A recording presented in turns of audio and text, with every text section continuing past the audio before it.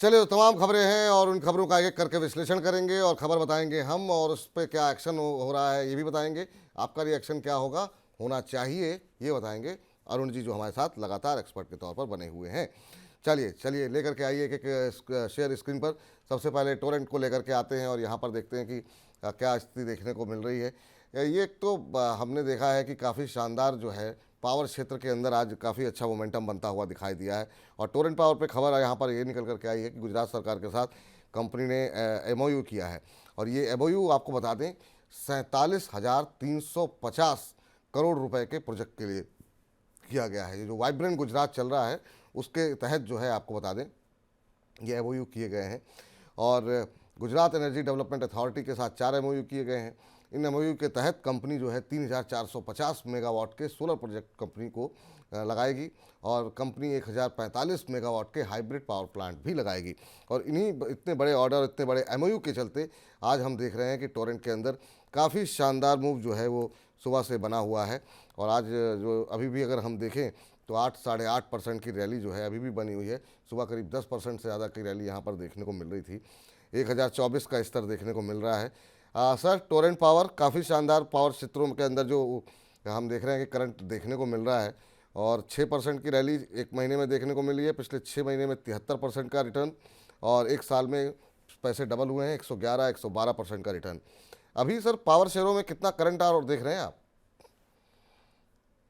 जी, power sector अच्छा करते रहेंगे, नो डाउट। 2023 जैसे रिटर्न्स नहीं देखने को मिलेंगे, पर आने वाले दिनों में भी कंपनीज अच्छी करेंगी। टोरेंट पावर यूजुअली इनका जो एक्सपोजर है वो गुजरात एरिया साइड ज्यादा है और वहीं से इनका ज्यादा बिजनेस आता है। और एमयू भी काफी बड़ा किया है, जो कि वाइब्रेंट गुजरात समिट के एक दिन पहले ही इन्होंने बड़ा एमयू साइन किया है अलॉन्ग विथ और एक बड़ी कंपनी है एनटीपीसी, उन्होंने भी एक अलग एक बड़ा एमयू गुजरात गवर्नमेंट के साथ साइन किया है। तो जहां तक टोरेंट पावर की बात है, नई खरीदारी की राय डेफिनेटली नहीं है विपुल जी, क्योंकि स्टॉक ऑलरेडी काफी चल चुका है और 1026 के आसपास चल रहा है। तो किसी ने बाई करके रखा है तो होल्ड करके चल सकते हैं। ट्रेलिंग स्टॉप लॉस 970 का लगाए। मोमेंटम अगर आता है तो ये स्टॉक में 1060 1070 तक के लेवल्स देखने को मिल सकते हैं। ओवरऑल पावर सेक्टर अच्छा है, पर मेरी प्रीफर्ड पिक टाटा पावर ही रहेगी। टाटा पावर मुझे लग रहा है काफी अच्छा कर सकता है। अगर इसी स्पेस में और देखें तो एनटीपीसी और पावर ग्रिड मुझे लग रहा है वो ज्यादा बेहतर विकल्प हो सकता है। ठीक, तो ये फिलहाल पावर सेक्टर ओवरऑल पे जो है राय निकल करके आती हुई। इस बीच परवेज खोखर साहब कह रहे हैं कि लोगों के सवाल मैं पढ़ रहा हूँ और जिसके सवाल में से जो मुझे अच्छा लगेगा वो शेयर मैं खरीद लूँगा। चलिए, ये अच्छी रणनीति है।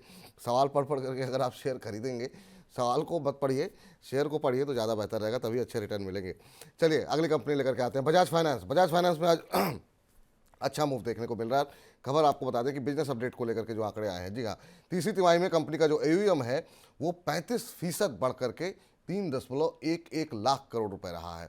और वहीं कंपनी ने पहली बार जो है आपको बता दें कि ये एयूएम जो है वो 3 लाख करोड़ रुपए के पार होता हुआ दिखाई दिया है।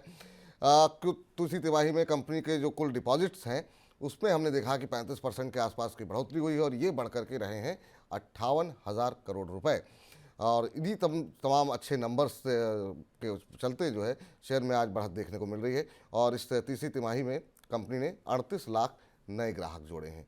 उसी के चलते शेयर में मोमेंटम है। 3% के आसपास की तेज़ी सुबह देखने को मिल रही थी और अभी अगर हम देखें तो भी शेयर के अंदर करीब अब 3.25% की रैली देखने को मिल रही है। तो अच्छा मोमेंटम बजाज फाइनेंस के ऊपर देखने को मिल रहा है। सर, ये तीसरी तिमाही की जो नंबर्स आए हैं वो काफ़ी अच्छे रहे हैं, मतलब जो बिजनेस अपडेट दी है, 38 लाख नए ग्राहक जोड़े हैं कंपनी ने। क्या आप मान के चलें कि इस नंबर्स के बाद जो एक दायरे में फंसा हुआ शेयर था या जो सुस्ती देखने को मिल रही थी शेयर में, वो अब दूर होती हुई दिखाई देगी? जी, डेफिनेटली मुझे लग रहा है इस रेंज के बाहर निकलना चाहिए। अगर आप देखें माइनर रेजिस्टेंस है 7750 के आसपास, 7700 चेंज के आसपास कांच का हाई भी है। तो जैसे वो निकलेगा मुझे लग रहा है वापस स्टॉक 8000 के आसपास के जाने के लिए तैयार है, क्योंकि आप देखें पिछले 6 या 7 हफ्तों के हाईज जो है 7700 के आसपास ही है। तो एक छोटे रेजिस्टेंस के आसपास है। जैसे ये स्टॉक 7750 के ऊपर निकलेगा मुझे लग रहा है 8000 तक के लेवल्स देखने को मिल सकते हैं। स्टॉक बेहतरीन है, एक गैप के साथ खुला है और गैप सस्टेन कर रहा है। तो मोस्टली चांसेस यही है कि ऊपर की तरफ के लेवल स्टॉक में देखने को मिल सकते हैं। ऊपर के लेवल देखो है स्टॉक्स में देखने को मिल सकते हैं। चलिए एक और ऊर्जा क्षेत्र को लेकर के आते हैं, क्योंकि ऊर्जा क्षेत्र में करंट जो है हम देख रहे हैं कि पावर कंपनियों में करंट काफ़ी ज़्यादा देखने को मिल रहा है। एनटीपीसी जिसका जिक्र अभी थोड़ी देर पहले अरुण जी कर रहे थे, यहाँ पर भी जो गुजरात के अंदर कार्यक्रम चल रहा है वाइब्रेंट गुजरात, उसके पहले ही जो है हम देख रहे हैं गुजरात सरकार के साथ एक एमओयू हुआ है। ये एमओयू छोटा मोटा नहीं है, 1.5 लाख करोड़ रुपए के लिए ये एमओयू साइन किया गया है। और इसी के चलते आज एनटीपीसी में हम देख रहे हैं कि जो है अच्छा खासा मोमेंटम बनता हुआ, बल्कि पूरे पावर क्षेत्र में, क्योंकि टोरेंट पावर ने भी बड़ा कॉन्ट्रैक्ट साइन किया है, एनटीपीसी ने साइन किया, तो पूरे पावर पैक में ही हम देख रहे हैं कि एक अच्छी खासी रैली देखने को मिल रही है। एनटीपीसी के भाव पर अगर हम नजर डालें तो आज सुबह जब हमने खबर बनाई थी तब से 3% के आसपास की तेजी थी, और अब 4% के आसपास की ये बढ़ करके होती है। चार्ट देखिए इसका, क्या शानदार चार्ट देखने को मिल रहा है। शानदार मोमेंटम एनटीपीसी के शेयर में इस समय देखने को मिल रहा है। 6 महीने के अंदर 64% का रिटर्न दिया है। सर, अभी आप थोड़ी देर पहले ही जिक्र कर रहे थे, एक बार फिर से अगर लेवल दोहरा देंगे एनटीपीसी के तो अच्छा रहेगा। बिल्कुल जी, स्टॉक काफी बेहतरीन है। 313 का जो लास्ट 10 या 12 दिन का हाई था उसी के ऊपर स्टॉक ट्रेड कर रहा है। तो किसी ने शॉर्ट टर्म के लिए लिया है तो उनके लिए लेवल्स जरूर मैं वापस कह देता हूँ, 313 312 के आसपास का या तो ट्रेडिंग स्टॉप लॉस लगाएं, या आज लिया है तो उसका आज ट्रेडिंग स्टॉप लॉस लगाएं। ऊपर में अगर मोमेंटम आता है तो 332 तक स्टॉक जा सकता है। ओवरऑल स्टॉक मोमेंटम में है और वॉल्यूम्स काफी हैवी है, और 313 का रेजिस्टेंस निकाला है तो वही आपका स्टॉप लॉस बनेगा। और ऊपर में अगर मोमेंटम आता है तो 332 तक स्टॉक जा सकता है। चलिए, तो ये फिलहाल राय यहाँ पर है। इस बीच अगले प्रश्न को, अगले शेयर को लेकर के स्क्रीन पर लेकर के आते हैं और फिर जानने की कोशिश करते हैं वहाँ पे क्या स्ट्रेटजी होनी चाहिए। तो यहाँ पर अगले शेयर स्क्रीन पर लेकर के आइए। और एंजल वन में पिछली बार भी जब अपडेट आए थे इसके तो शानदार मूव देखने को मिला था। पिछले साल के मुकाबले जो कंपनी का क्लाइंट बेस है ये बंस हो गया है, बेस की जगह क्लाइंट बेस जो है वो 5.5% बढ़ करके 1.94 करोड़ रुपए हो गया है। ये साल दर साल का मुकाबला है। मंथ ऑन मंथ बेसिस में ये आंकड़ा और ज़्यादा बेहतर है। दिसंबर में औसत जो है रोज़ाना जो ऑर्डर मिले हैं कंपनी को वो 28% बढ़े हैं, और ये बढ़ करके 68.60 लाख रुपए रहा है, ये डेली का ऑर्डर। जी हाँ, वायदा बाज़ार में जो टोटल टर्नओवर जो है, एवरेज जो डेली का टर्नओवर आ रहा है वो 41.54 लाख करोड़ रुपए के आसपास का आ रहा है। जो है 22.4% बढ़ा है ये। और ये जो है दिसंबर में जो शानदार कारोबार में जो अपडेट देखने को मिली है उसके चलते एंजल वन में हम देख रहे थे 3% से ज़्यादा की तेज़ी यहाँ पर देखने को मिल रही है।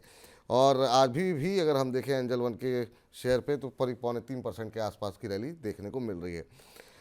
सर, ये जो तमाम जो ब्रोकरेज हाउसेस कंपनियां हैं तो उनमें हम देख रहे हैं कि पिछले कुछ दिनों में अच्छा मोमेंटम बनता हुआ दिखाई दिया, खासतौर से जिन्होंने अपने क्लाइंट बेस में इजाफा किया है। एंजल वन उनमें से एक है, और उसमें हम देख रहे हैं कि करीब 20% से ज़्यादा की तेज़ी एक महीने में, 6 महीने में शेयर डबल हो चुका है।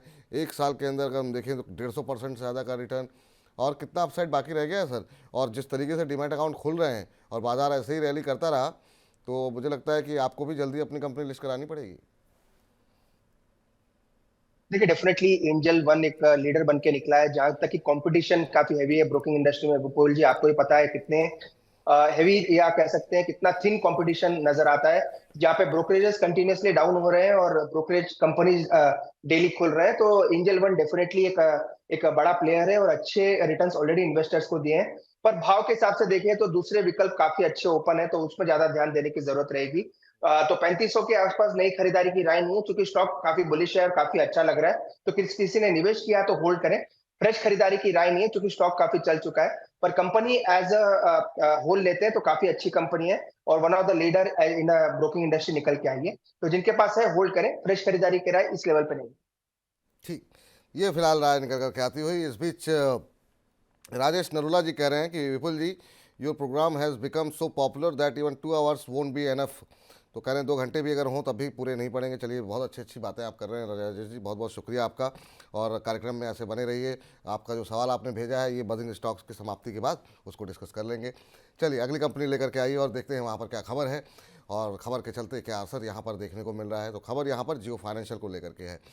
कंपनी ने म्यूचुअल फंड लाइसेंस के लिए सेबी को आवेदन कर दिया है। जी हाँ, ये अपडेट यहाँ पर जियो फाइनेंशियल को लेकर के आ रही है। जियो फाइनेंशियल पे चूँकि सवाल भी बहुत सारे आते रहते हैं लगातार, क्योंकि बहुत सारे लोगों को जिनके पास रिलायंस के शेयर थे उनको भी मिला हुआ है। यहाँ पर जो है ब्लैक रॉक के साथ कंपनी ने एक जेवी की थी, आपको बता दें जुलाई 2023 को 50-50 जेवी है। और जियो फाइनेंशियल और ब्लैक रॉक ये दोनों मिल करके इन्होंने आवेदन किया है। अभी इंतज़ार है जो है सेबी की तरफ से की मंजूरी अभी तक मिली नहीं है, तो वो जैसे मिलेगी उसके बाद से फिर यहाँ पर एक नई चाल देखने को मिल सकती है। अभी अगर हम देखें तो 1% के आसपास की बढ़त आज सुबह देखने को मिल रही थी इस खबर के चलते शेयर के अंदर। सर, जियो फाइनेंशियल अब रफ्तार पकड़ता हुआ दिखाई दे रहा है। सुबह तो 1% ऊपर था, अब 3.5% से ज़्यादा की तेज़ी यहाँ पर देखने को मिल रही है। 242 243 का स्तर देखने को मिल रहा है।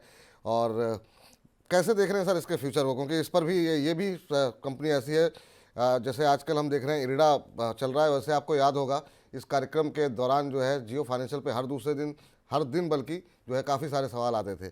अब जियो फाइनेंशियल को लेकर के थोड़ी सी स्पष्टता होती हुई दिखाई दे रही है। कारोबार को लेकर के अप्लाई कर दिया एसएबी के पास, कुछ मोमेंटम बन सकता है यहाँ पे।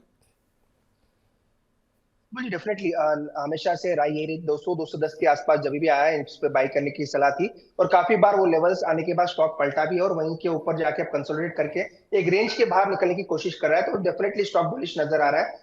चूंकि डेटा कम है तो टेक्निकली ज्यादा डेटा नहीं दे पाऊंगा, पर जहां तक लेवल्स की बात है मुझे लग रहा है ये वापस से स्टॉक 260 के आसपास जाने के लिए तैयार है। तो किसी ने बाई करके रखा है तो होल्ड करें, मुझे लग रहा है इमीडिएट तौर पर देखें, क्योंकि बड़े लेवल्स नहीं है और बिजनेस में थोड़ी क्लैरिटी अब आना शुरू हो रही है। तो मुझे लग रहा है 260 तक तो ये स्टॉक इमीडिएटली जा सकता है। हो सकता है शॉर्ट टर्म में वो लेवल्स देखने को मिल सकते हैं। जी, चलिए, तो इस बीच तरुण जाखड़ जी कह रहे हैं कि आपका शो बहुत अच्छा है। बहुत बहुत शुक्रिया तरुण जी, और अपने परिवारजनों और मित्रों को भी दिखाइए फिर, और क्या, अगर आपको कार्यक्रम अच्छा लग रहा है। बहुत बहुत शुक्रिया आपके शब्दों के लिए। चलिए अगली कंपनी लेकर के आते हैं स्क्रीन पर, और इंडसइंड बैंक। जी हाँ, और यहाँ पर भी आपको बता दें कि नंबर्स आए हैं, जो बिजनेस का अपडेट आया हुआ है दिसंबर को लेकर के। तीसरी तिमाही में कंपनी की कुल डिपॉजिट में जो है वो 13% की बढ़त देखने को मिली है, और ये 3.69 लाख करोड़ रुपए रहा है। वहीं कंपनी के कासा रेशियो जो है वो ज़रूर घटा है। कासा रेशियो पिछले साल 42% था, इस बार 38.5% के आसपास रहा है। और वहीं जो है आज हम देख रहे हैं कि इस बिजनेस अपडेट के चलते कंपनी के शेयर में आज बढ़त देखने को मिल रही थी। यहाँ पर एक और अपडेट है कि मॉर्गन स्टैनले ने जो शेयर है उसको ओवरवेट रेटिंग दी है, और कंपनी पर लक्ष्य भी जो है वो बढ़ा दिया है। और लक्ष्य बढ़ा करके क्या किया है वो जरा स्क्रीन पर लेके आइए, 1850 रुपये कर दिया है। तो अभी जो है चल रहा है 1646 के आसपास, और यहाँ पर 1850 का लक्ष्य है। और अभी यहाँ पर करीब करीब 3% की तेज़ी देखने को मिल रही है। सुबह 2% से के आसपास, 2.25% के आसपास की बढ़त थी।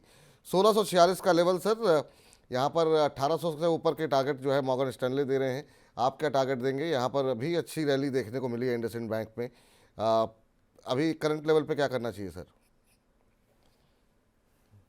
स्टॉक काफी बेहतरीन है और अच्छे प्रमोटर्स, एवरीथिंग जो भी आप प्राइवेट बैंक में चाहते हैं सभी चीजें स्टॉक में है। एक ही चीज दिक्कत वाली बात है, स्टॉक काफी चल चुका है, 1650 के आसपास चल रहा है ऑलमोस्ट। ये स्टॉक 1500 से 1650 शॉर्ट टर्म में ही जा चुका है। पर चूंकि ये स्टॉक एफ एंडो में है तो शॉर्ट कवरिंग का नजरिया भी जरूर स्टॉक में रहेगा। तो इस सीरीज के लिए मुझे लग रहा है 1700 1720 तक ये स्टॉक जा सकता है। अगर किसी ने ले रखा है तो वही टारगेट्स के लिए होल्ड करें। फ्रेश बाइंग करना है तो फिलहाल अवॉइड करें। मुझे लग रहा है इसी सेक्टर में आईसीआईसीआई बैंक या फिर कोटक बैंक बेहतर विकल्प रहेंगे, जो कि स्टॉक अभी तक चले नहीं है और अपने बॉटम के आसपास कह सकते हैं या फिर अपने सपोर्ट के आसपास आपको मिल रहा है। तो फ्रेश खरीदारी करना है तो आईसीआईसीआई या कोटक पे जाए। जिन्होंने ऑलरेडी बाय करके रखा है उनके लिए 1700 का या 1700 से 1720 का इंडसइंड बैंक में टारगेट है। चलिए, तो ये लक्ष्य यहाँ पर निकल करके आते हुए, चलिए तो फिलहाल बजिंग स्टॉक्स में फिलहाल के लिए इतना ही।